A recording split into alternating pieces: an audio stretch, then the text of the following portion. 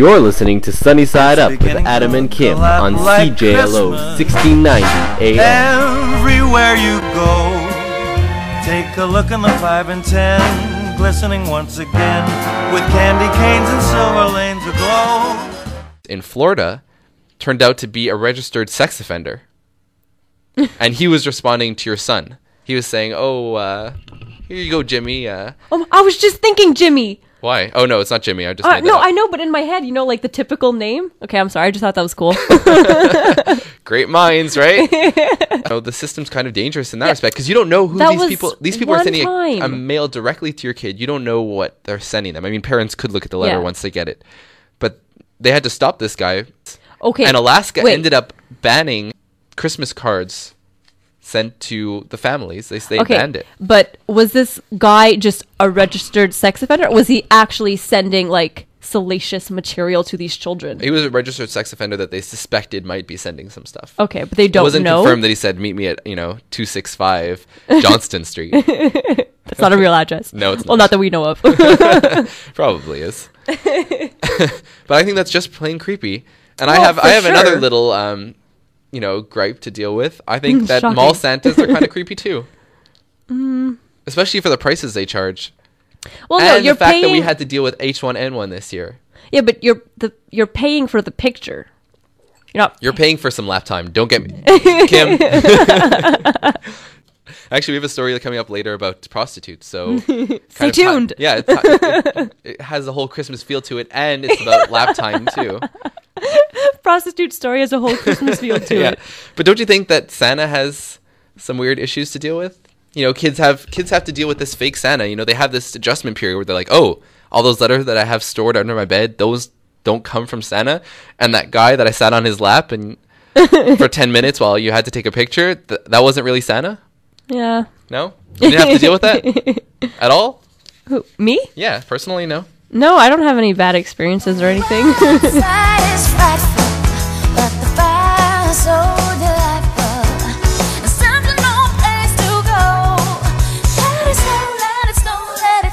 A Montreal-based Facebook group called Prostitution en plein jour, which means prostitution in broad daylight, shut down yesterday by one of its own administrators for security reasons. The group was an online forum for Hochelaga Maisonneuve residents concerned with public sex, drug use, and drug dealing on their doorstep. So basically, this Facebook page was dedicated to residents to post pictures of sex workers and drug dealers on their street. And they would, complain about the police not doing anything about the sex workers who just kind of work the corners right in front of their homes. Okay. But the site was shut down by the person who actually started the group.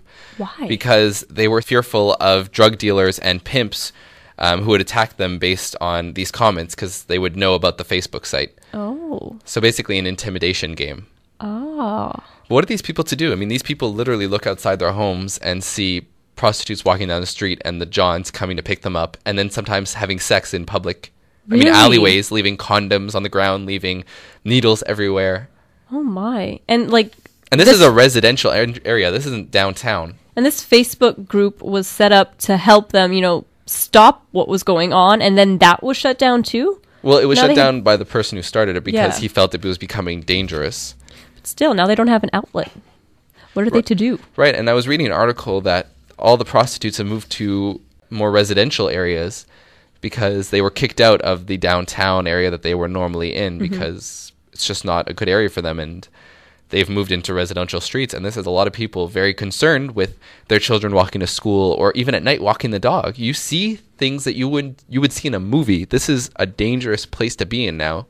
Really? Hochelaga Maisonneuve is not the happy neighborhood it once was.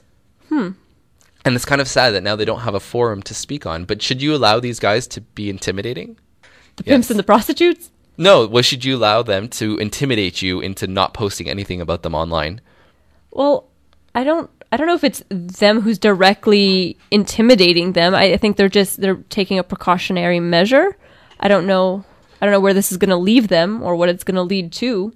I mean, there's always writing into the local newspapers. I think they should probably do that as a good step.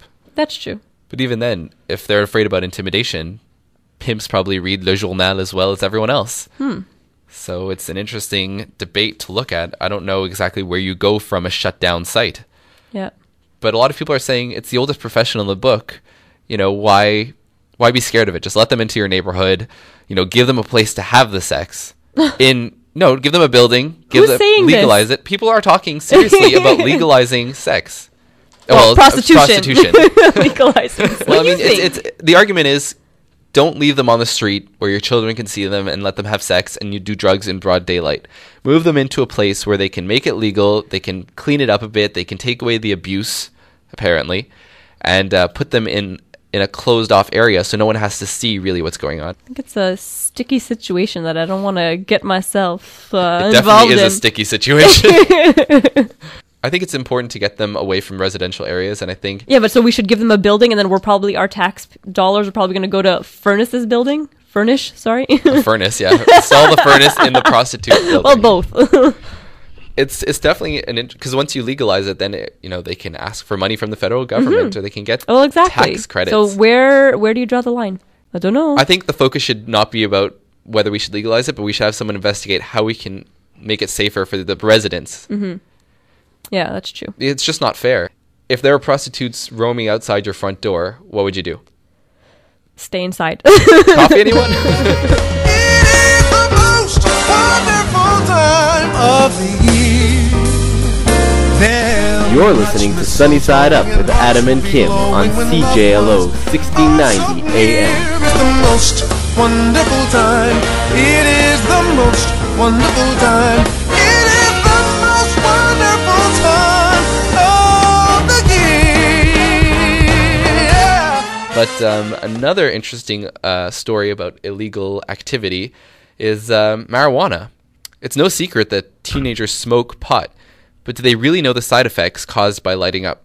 According to a new McGill University study, teenagers who smoke marijuana daily cause damage to their developing brains, making them more susceptible to depression and anxiety in adults. Yeah, but I thought we knew that drugs were bad. Didn't we know this? Right, but now they're saying that if you start younger, it can have even more adverse effects on you. Still, I thought this was already popular knowledge. Do you think teens are aware, though, that drugs are bad for them? I mean, it seems like a pretty silly question to ask, but if you knew that something would mess up your brain and cause you to be depressed years later, though. No, but see, that's the same thing as smoking cigarettes. Like, you're knowingly doing something that causes harm to your body. I don't smoke, and I know I don't have much of a voice for this because I don't smoke, because people are going to say she doesn't understand. But I don't know why you would knowingly do something that hurts yourself.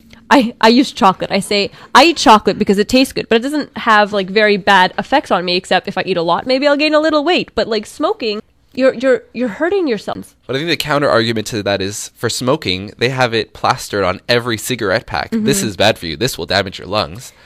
But marijuana comes in the little plastic bag and it's given to you by the drug dealer, in the park at 12 o'clock at night. There's no specific knowledge when you buy pot that it's bad for you. I mean, maybe but there's no specific knowledge saying on the package that this is bad. So do people know that this is bad? That's what I want to know. Like you said, there are no labels, and it doesn't say, but I think it is common knowledge that it is bad. Like I said before, everyone thinks that, it'll happen to someone else, but it'll never happen to me. Oh, everyone always kind of has that mentality about anything. And so maybe they just don't realize how harmful this is. And actually, teens in Canada have the highest rate of pot smokers out of the United States and Europe. Marijuana is legal for medicinal purposes, but not for any other. And actually, I was reading an article in GQ that was suggesting that pot is not cool anymore. Everyone smokes pot, so it's kind of not cool. And this is what one writer wrote. He wrote, "Pot is the next blue-green algae. Pot is now thought to be nothing sexier or more dangerous than a bottle of spirulina or a course of probiotics. Everyone is getting high, but they're getting high for the lamest reasons. Anxiety, indigestion, fibromyalgia. Where is the fun in that?" And I think it's a good way of looking at pot, because if everyone's doing it, maybe it's time to stop doing it. It's a good point. Do you think pot's still cool? I don't know. I don't think still the bee's knees? I think people who say that aren't cool, but